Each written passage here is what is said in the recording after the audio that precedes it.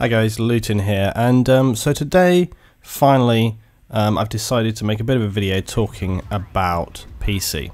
Now many of you will know that in the past I have played PC, played it extensively for years and years, so this is not something that's particularly new to me. Getting back into PC gaming would be kind of fun, and it'll take me a little bit of time to kind of get used to just the ergonomics of how it feels and what have you. But it's something I've been planning for a while. Now a lot of people have asked me this week and said in general, Twitter and so on, are you getting PC to get back into Battlefield 4? Are you getting PC for Battlefield 4? Not really. I'm getting a PC because it's something I've kind of wanted to do for quite a while for a number of reasons. There's a lot of different games I want to play. I just consider it another piece of hardware as anything else. Somebody said to me today actually on Twitter as well, he was like, so, you know, glad you've made the switch to PC, Luetin. And I'm not making a switch. I'm just picking up another piece of hardware. I'm still going to get a PS4 because I love PlayStation, I love consoles. Still going to be doing that, but I wanted to get a good PC because it will enable me to have a broader range of gaming options, and for sure playing Battlefield on PC, as I have always said, is a much greater experience. Again, it always makes me laugh when people be like, "I got a console." Yeah. It's always been obvious that Battlefield is better on PC because of the quantity of players, because of the environment, and because of the functionality of the systems and the way that they work, as well as the fact that of course you've got the fantastic mouse and keyboard setup, so again it just adds to your enjoyment of the title. But that isn't the primary reason for me picking it up, it's just for myself, for my own enjoyment. And today, as I say, I've spent the last week or so talking to people, running through different specs, and you know, really sort of trying to work through, got my budget. I've been sort of discussing, bouncing ideas back and forth with people about what stuff to get. My main thing was that what I really wanted to get was a stable setup, something solid and basic that I can have as a good foundation to build on. And with that in mind, you'll see some of the choices I've gone for, sort of stable options, things that, you know, will suit me right now, and then I can build onto them. For example, well aware that next year there's going to be probably a lot of graphical development, new things coming out, and so with that in mind, wanted to keep that, so I went with a single card GPU. And you know, we'll explain it as we go along, just go through the options there. I'm still interested to hear what people got to say, but I've got to tell you, one of the main reasons why I didn't make a video saying like, hey guys, drop your suggestions for what things to do, you just end up, it's like a case of just too many cooks in the kitchen. You know, there's so many people who have an opinion. So what I've done, I've spoken to Level Cap, I've spoken to Rival X Factor, and you guys know that both these guys know what they're talking about. I've spoken to Dasko a little bit as well. I've also spoken to some friends of mine in my clan, Dylan, he's very, very good at PC knowledge. My good friend Matt, who's been giving me some excellent advice, and also Supra. So I've had real good input from a broad range of people, and I've really managed to kind of narrow it down to a setup that I am happy with, because at the end of the day, a PC is a kind of personal choice, especially a gaming PC.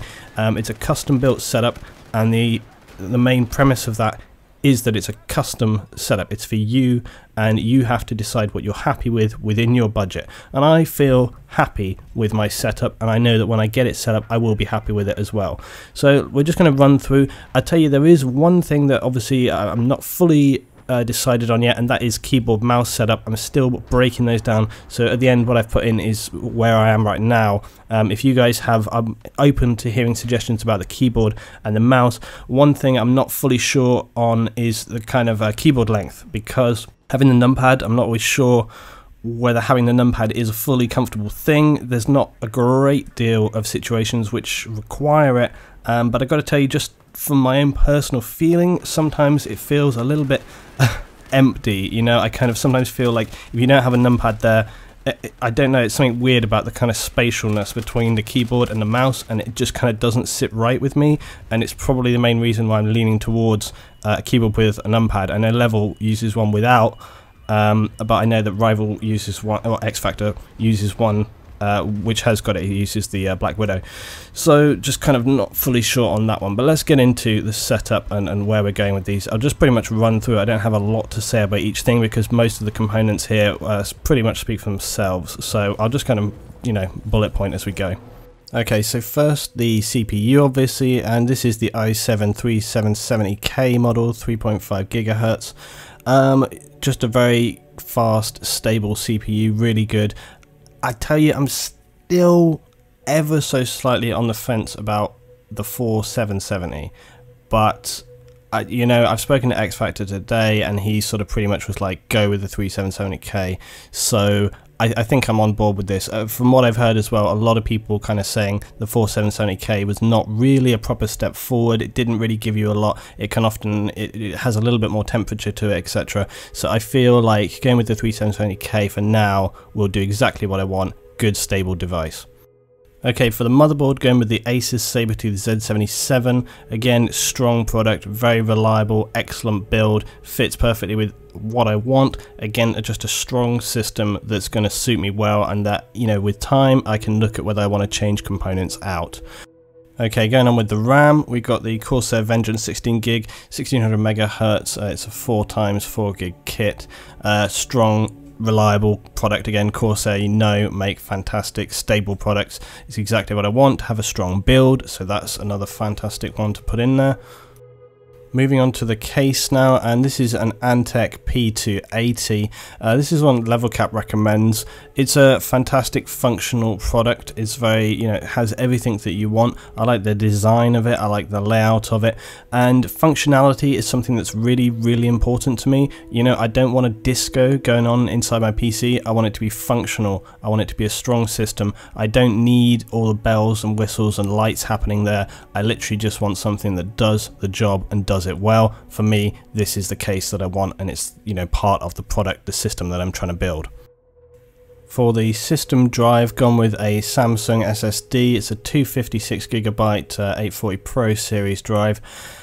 This is one of the things that I'm not fully decided on yet, is whether I want to go with a 256 or 500 gig model. You may notice as well that I won't have another drive in the system. It's because I don't really need to write to anything. I'm not recording to this PC because I'll be using the Elgato to sort of pass through the signal out to my Mac so that I can record in that way. It means that the system, the PC itself, won't have any drain in terms of recording, so it means that I get full power straight through the system and don't lose anything, don't lose any frames whatsoever. With that said, it means that all I require is an SSD so that I can keep all of my you know, game files and you know, software on the system itself. Everything else can just be pushed out to my other drives. So with that in mind, you know, I'm still like, okay, do I need 500 gig?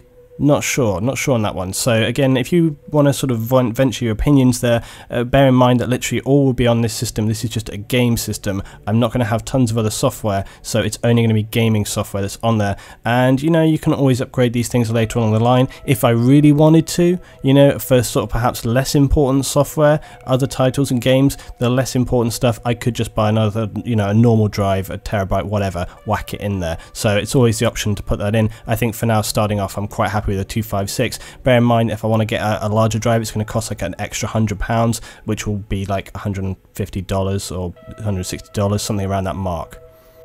Okay, for the power supply, the PSU, I've got a Corsair AX850. Not much to say. Again, reliable, strong brand, all the power I need. What more do you want? For the monitor, going with the BenQ XL2420T model. Not much to say about this other than it's just the best. It's the best gaming monitor, 120Hz. It's got color enhancer mode as well as low light enhancements for just your best playability. So again, just straight up, it's an excellent piece of kit, and it just builds straight into my sort of principle that I just want a strong, stable system. Then going into the most perhaps important element, really, it's the graphics, the GPU. Now, my theory here, this and the CPU were probably the two elements that were discussed and analysed by the people that I was working with the most about which one to go with here. Now, originally I was looking at a 780, and the reason I ended up not going with the 780 is because I'm going with a single card setup right now. I am looking to potentially upgrade in the next year, so therefore I didn't want to go full whack in this initial setup, and 770 is plenty for what I need. It's plenty for what's going to be running. It'll still be able to run everything totally fine in terms of frame rate. It'll be really a good card. And again, clocking is another thing. Now, X Factor was going clock, Luetin, clock. And then I spoke to Leveler a little bit, and he was like, don't clock. It's a bit of a kind of personal option as to if you want to clock or not. Now, my CPU, I can still clock a little if I wanted to. Again, I don't really know if I need to. But one thing I think it really comes back to is about my principle for the whole system build, which is a strong, stable system which does the job. Functionality.